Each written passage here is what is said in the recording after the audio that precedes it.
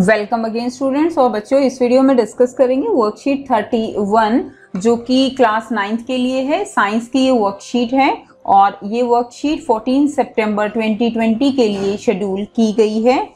और ये वर्कशीट में बच्चों हमारा चैप्टर चल रहा है गति, और इस वर्कशीट में हम त्वरण के बारे में पढ़ेंगे। जिज्ञासा दीदी, हम वेग में समय के साथ हो रहे बदलाव को कैसे ज्ञात कर सकते हैं? लास्ट वर्कशीट में बच्चों हमने वेग के बारे में पढ़ा था। अब इस वर्कशीट में हम त्वरण के बारे में पढ़ेंगे।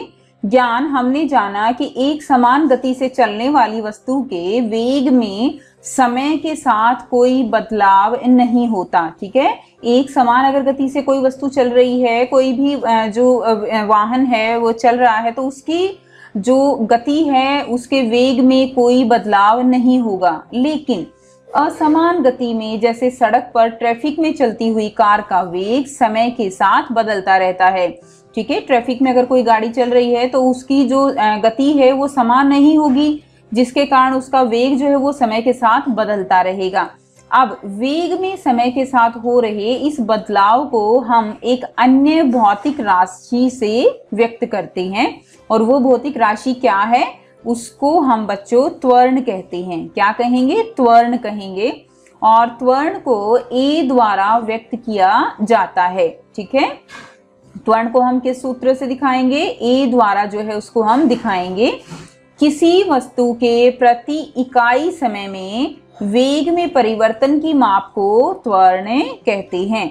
तो किसी वस्तु के प्रति इकाई समय में वेग में परिवर्तन, यानी वेग में परिवर्तन हो रहा है समय के अनुसार। ठीक है, तो इसको इस प्रकार व्यक्त किया जा सकता है। त्वरण क्या होगा? वेग में परिवर्तन बटे लिया गया समय। अब वेग में परिवर्तन है तो देखिए एक कोई ना कोई अंतिम वेग होगा, कोई ना कोई प्रारंभिक वेग होगा। अंतिम वेग और प्रारंभिक वेग क्या है? प्रारंभिक वेग का मतलब है कि कोई भी गाड़ी है, जब वो स्टार्टिंग में चल रही है तो मान लीजिए वो जो है अपनी विराम अवस्था में है। उस समय जब वो अपनी विराम अवस्था में है तो उसका प्रारंभिक वेग कितना हो गया? 0। ठीक है, और जब वो एक स्पीड पकड़ गई है तो किसी भी समय अगर हम उसकी देखते हैं कि उसका वेग कितना है, तो वो क्या होगा? उसका अंतिम वेग होगा। लेकिन ऐसा जरूरी नहीं है कि हर बार प्रारंभिक वेग वो 0 ही हो। देखिए, अब कोई गाड़ी चल रही है, ठीक है, तो गाड़ी चल रही है, उसमें क्या होगा? उसका कोई ना कोई एक प्रारंभिक वेग से चल रही है जब हम उसको नोट कर रहे हैं, और अंतिम वेग उसका 0 भी हो सकता है जब हम उसको जो है ब्रेक अप्लाई करके जब वो विराम अवस्था में आ जाती है, तब उसका जो अंतिम वेग होगा वो क्या होगा? तब वो 0 होगा। ठीक है, तो ये देखा जाएगा कि गाड़ी जो है, कोई भी वस्तु जिसका हम वेग उसको नोट कर रहे हैं तो वो किस अवस्था में है। तो देखिए वेग में परिवर्तन क्या होगा, हम इसको निकालेंगे कैसे? अंतिम वेग माइनस प्रारंभिक वेग बटे में समय। तो त्वरण क्या होगा? अंतिम वेग माइनस प्रारंभिक वेग और बटे में क्या होगा? समय। अब देखिए त्वरण को हम किससे दिखाते हैं? a से। अंतिम वेग क्या है? v, प्रारंभिक वेग है u, और बटे में समय। तथा त्वरण का जो SI मात्रक है वो क्या होगा? मीटर पर सेकंड स्क्वायर होता है, क्योंकि वेग का हमने लास्ट वर्कशीट में पढ़ा था बच्चों, क्या होता है? मीटर पर सेकंड होता है। अब यहाँ पर वेग को समय के साथ जो है यहाँ पर देखा जाएगा, तो वेग समय के साथ यानी एक जो समय का मात्रक है वो यहाँ पे बढ़ जाएगा, तो क्या होगा? मीटर पर सेकंड स्क्वायर होगा। त्वरण जो है, यदि वस्तु का अंतिम वेग प्रारंभिक वेग से अधिक होता है, ठीक है, तो क्या होगा? त्वरण जो है वो धनात्मक होगा, और जिसे त्वरित गति भी कहेंगे। ठीक है, यदि अंतिम वेग प्रारंभिक वेग से कम होता है तब त्वरण कैसा होगा? तब त्वरण ऋणात्मक होगा, जिसे हम क्या कहेंगे? मंदन गति कहेंगे। तो यहाँ पर देखिए अंतिम वेग जो है प्रारंभिक वेग से कम है, यानी प्रारंभ में गाड़ी जो है एक वेग से, एक ज्यादा गति से जो है वो गति कर रही थी, ज्यादा वेग से गति कर रही थी। लेकिन लास्ट में जब अंतिम वेग हमने देखा तो ब्रेक अप्लाई करके उसका जो गति है वो कम हो गई, जिसके कारण त्वरण क्या हो गया? ऋणात्मक हो गया। उदाहरण अगर हम यहाँ पे लें तो देखिए, यदि एक रुकी हुई बस के चलने पर वह 2 सेकंड में 5 मीटर प्रति सेकंड के वेग से गति प्राप्त कर लेती है, तो इसका त्वरण कितना होगा? तो यहाँ पे हमें देखना होगा कि प्रारंभिक वेग कितना है और अंतिम वेग कितना है। तो देखिए यहाँ पर लिखा हुआ है एक रुकी हुई बस, तो इसका मतलब क्या हुआ कि जो प्रारंभिक वेग है वो कितना है 0, ठीक है, और समय कितना हो गया 2 सेकंड का, और जो अंतिम वेग है वो कितना है 5 मीटर प्रति सेकंड। तो v ये हो गया, समय ये हो गया। तो यहाँ पर हम जो है फॉर्मूला अप्लाई करके और इसको निकाल सकते हैं आसानी से आंसर। तो देखिए ये आपका आंसर निकल जाएगा। त्वरण का फॉर्मूला लगाएंगे v माइनस यू बटे में t, तो 5 माइनस 0 बटे में 2, तो आंसर कितना हो यहाँ पे 2.5 मीटर प्रति सेकंड स्क्वायर यहाँ पर इसका आंसर होगा। और ये किस में होगा, ये धनात्मक में होगा। नेक्स्ट जो गिवन है आपको, अब आपको यहाँ पर ग्राफ देखने हैं कि एक समान त्वरण और असमान त्वरण के लिए ग्राफ कैसे बनाएंगे। सेम ग्राफ जैसे आपने पहले पढ़े हैं उसी तरह के ग्राफ हैं। किसी वस्तु के त्वरण को वेग समय ग्राफ से निरूपित किया जाता है। तो देखिए ये क्या है, समय है, और ये क्या है, वेग है। अब देखिए त्वरण भी एक समान और असमान होता है। जैसे वेग एक समान हो सकता है, वेग असमान भी हो सकता है। अब त्वरण जो है वो वेग के ऊपर निर्भर कर रहा है, तो त्वरण भी एक समान और असमान हो सकता है। तो देखिए यहाँ पर यदि एक वस्तु सरल रेखा में चलती है और इसका वेग समान समय में समान रूप से घटता या बढ़ता है, तब यह एक समान त्वरण कहलाता है। तो यहाँ पर आप देख पा रहे हो एक समान त्वरित गति का जो है ये वेग समय ग्राफ है।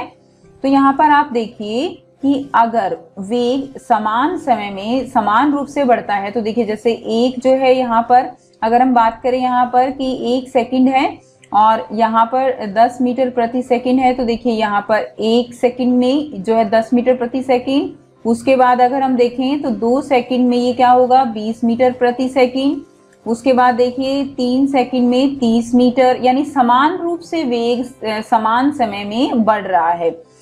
इस तरह जो समान होगा उसमें त्वरण भी कैसा होगा, त्वरण जो है वो समान त्वरण कहलाता है। अब ये तो बढ़ रहा है, हो सकता है कि ये समान रूप से घट भी रहा हो, जिसको हम मंदन कहते हैं।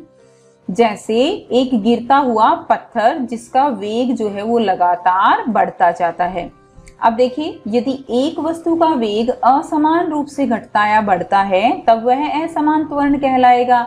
जैसे यहाँ पर उदाहरण ले सकते हो आप, उदाहरण क्या ले सकते हो कि जैसे लंबी दूरी में कार की असमान गति, तो लंबी दूरी अगर होती है तो कार जो है वो एक समान गति से नहीं चलती, वो गति कैसी होती है, वो गति समान गति होती है। तो उसके लिए ग्राफ कैसा बनेगा, देखिए ये समय है, ये वेग है। तो यहाँ पर आप देख पा रहे हो कि अगर आप यहाँ पर ग्राफ से देखो तो हर बार जो है दूरी जो वेग है समय समान समय के अनुसार वो समान नहीं है, इसलिए ये ग्राफ कैसा आएगा, ये ग्राफ कुछ इस तरह का ग्राफ होगा। और ये जो ग्राफ होगा ये असमान त्वरित गति का वेग समय ग्राफ होगा। तो बच्चों काफी इजी वर्कशीट है ये। अब यहाँ पर आपके कुछ क्वेश्चंस दिए गए हैं और इन क्वेश्चंस को हम 1 बाय 1 डिस्कस कर लेते हैं। Now let's start. First question क्या है, त्वरण किसे कहते हैं। तो देखिए यहाँ पर त्वरण किसे कहेंगे, इसके सूत्र व इकाई को स्पष्ट करना है। हमने अभी पढ़ा किसी वस्तु के प्रति इकाई समय में वेग के परिवर्तन की माप को क्या कहेंगे, त्वरण कहते हैं। इसे किस प्रकार व्यक्त किया जाता है, त्वरण बराबर है वेग में परिवर्तन बटे लिया गया समय। यदि वेग में परिवर्तन है तो क्या होगा, अंतिम वेग माइनस प्रारंभिक वेग बटे में समय हो तो ए का फॉर्मूला जो है वो ये हो जाएगा, ए बराबर है v माइनस यू बटे टी, और इसका एसआई मात्रक क्या है, मीटर पर सेकेंड स्क्वायर। नेक्स्ट क्वेश्चन क्या है, एक हवाई जहाज हवाई पट्टी पर 30 सेकंड में 200 मीटर प्रति सेकंड का वेग प्राप्त कर लेता है। तो आपको इसका त्वरण जो है वो ज्ञात करना है यहाँ पर। तो देखिए बच्चों यहाँ पर अगर आपको त्वरण निकालना है तो आप क्या करेंगे, पहले u देखेंगे। तो u जो है, जो हवाई जहाज है वो उसका प्रारंभिक वेग कितना था, उसका प्रारंभिक वेग 0 है यहाँ पर, क्योंकि 30 सेकंड में वो 200 मीटर प्रति सेकंड का वेग प्राप्त कर रहा है। तो यानी हवाई पट्टी पर है तो पहले किस में होगा, पहले वो जो है विराम अवस्था में है, तो u क्या हो गया 0, v क्या होगा 200 मीटर प्रति सेकंड, समय क्या है 30 सेकंड का। तो a निकालेंगे, फॉर्मूला अप्लाई करेंगे। v माइनस यू बटे में t। तो v क्या है 200 माइनस 0 बटे में 30। तो इसको जब आप बच्चे सॉल्व करोगे तो आंसर आपका कितना आएगा 6.6 मीटर प्रति सेकंड स्क्वायर। ठीक है, अब देखिए नेक्स्ट क्वेश्चन नंबर 3 है हमारा। एक समान और असमान त्वरण को वेग समय ग्राफ द्वारा स्पष्ट करना है। तो देखिए ये एक समान त्वरण का ग्राफ है, केवल आपको इसमें ग्राफ पूछा गया है, तो ये असमान त्वरण का ग्राफ है। नेक्स्ट क्वेश्चन क्या है, क्वेश्चन नंबर 4। कोई कार एक समान रूप से त्वरित होकर 5 सेकंड में 5 मीटर प्रति सेकंड से 10 मीटर प्रति सेकंड की चाल प्राप्त कर लेती है। कार का त्वरण कितना होगा ये हमें बताना है। तो देखिए प्रारंभिक वेग कितना है 5 मीटर प्रति सेकंड, अंतिम वेग कितना है 10 मीटर प्रति सेकंड, समय कितना दिया गया है बच्चों 5 सेकंड का। तो त्वरण क्या होगा v माइनस यू बटे में t। अब यहाँ पर 10 है, 10 माइनस 5 बटे में 5, तो इसको आप सॉल्व कर लेंगे। यहाँ पे आपका आंसर जो आएगा वो धनात्मक होगा और प्लस 1 मीटर पर सेकंड स्क्वायर होगा। ठीक है, तो ये बच्चों काफ़ी इजी क्वेश्चन है आपके लिए। और भी आप अपनी एनसीईआरटी बुक से जो क्वेश्चंस गिवन है त्वरण के ऊपर जो न्यूमेरिकल्स हैं वो आप ज़रूर ट्राई कीजिएगा। और अगर वीडियो अच्छी लगी तो लाइक शेयर ज़रूर कीजिए, चैनल को सब्सक्राइब करना ना भूलें। And thanks for watching.